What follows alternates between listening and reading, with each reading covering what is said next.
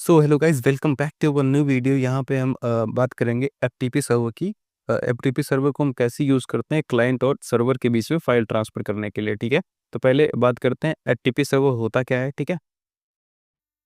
तो एफटीपी का full form होता है file transfer protocol. Purpose, transfer file between client and server over a network. हम एक सिंपल एक नेटवर्क का यूज़ करके अ, अपने क्लाइंट सर्वर और सर्वर के बीच में डेटा को या फाइल्स को ट्रांसफ़र कर सकते हैं। प्रोटोकॉल यूज़ करते हैं टीसीपी आईपी।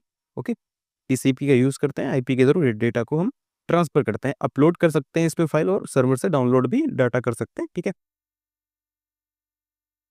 तो एफटीपी आर्किटेक्चर ओवरव्यू, ठीक है। तो एफटीपी में बेसिकली क्या होता है, क्लाइंट से सर्वर में डेटा अपलोड करते हैं और सर्वर से क्लाइंट में डेटा डाउनलोड कर सकते हैं, ठीक है। Multiple machine can connect using FTP required proper service setup, ठीक है। तो हम बेसिकली जैसे कि हम सर्वर पे एक पैकेज नेसेसरी होता है, उसको बोलते हैं वीएसएफटीपीडी, और जहाँ पे हमें डेटा डाउनलोड करना होता है बेसिकली उस पे हम सिंपली एफटीपी का पैकेज रख देते हैं, ठीक है। और रिक्वायर्ड जैसे कि हमने बात करी कि सर्वर साइड हमारा वीएसएफटीपीडी होगा और क्लाइंट साइड हमारा एफटीपी होगा। सिंपल ये दो पैकेज हमें मशीन में इंस्टॉल करने होंगे, और हमारी जो मशीन है वो एक सेम नेटवर्क का पार्ट होना चाहिए, ठीक है। हम सारा कुछ अपने रूट अकाउंट से परफॉर्म करेंगे। अगर हम किसी नॉर्मल यूज़र हैं तो sudo के थ्रू हम रूट अकाउंट में स्विच करेंगे, ठीक है। उसके बाद सर्वर में इस कमांड के थ्रू अपने पैकेज इंस्टॉल करेंगे और उसके बाद सर्विस को इनेबल करेंगे, ठीक है। That is the simple process. Okay. और हमें वीएसएफटीपीडी की कॉन्फ़िगरेशन फाइल में जो ईटीसी वीएसएफटीपीडी वीएसएफटीपीडी.conf के अंदर होती है, यहाँ पे एनोनिमस यूज़र को अनकमेंट करके नो करना होगा, ठीक है।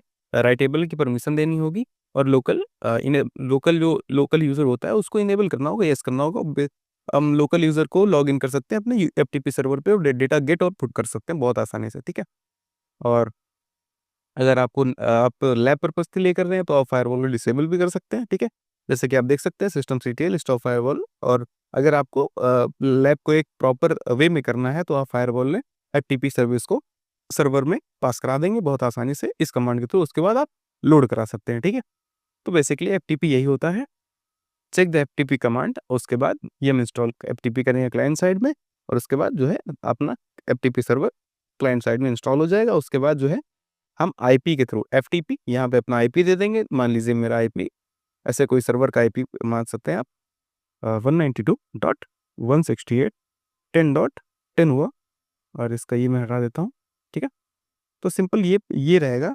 और यहाँ पे जब हम एंटर करेंगे, यहाँ पे यूज़र नेम हमसे मांगेगा, यूज़र नेम मैं दे देता हूँ, कुछ भी यूज़र नेम। उसके बाद जो है पासवर्ड की एंट्री कर देंगे। मान लीजिए मेरा यूज़र नेम आकाश है, इसके बाद मैं पासवर्ड की एंट्री कर दूंगा, इसके बाद मैं पासवर्ड दे दूंगा, ठीक है। आप कुछ भी पासवर्ड दे सकते हैं, ये अपनी रिक्वायरमेंट के हिसाब से, ठीक है। सो सिंपल यही होता है अपना प्रोसेस। सो अपलोड करने के लिए इसमें होता है पुट। अगर किसी डेटा को हमें सर्वर पे अपलोड करना है तो हम पुट यूज़ करेंगे। पुट का मतलब सर्वर पे हम डेटा को रख रहे हैं एक तरीके से, ठीक है।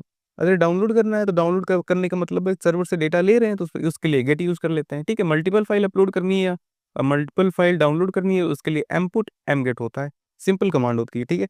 हम उसी लोकेशन से, जिस लोकेशन पे लॉगिन होते हैं उसी लोकेशन से डेटा पुट और गेट कर सकते हैं, ठीक है। अगर आपको लोकेशन चेंज करनी है तो उसके लिए भी सबसे पहले आप जो करंट लोकेशन पे है तो उसका जो है पाथ चेक कर सकते हैं पीडब्ल्यूडी से।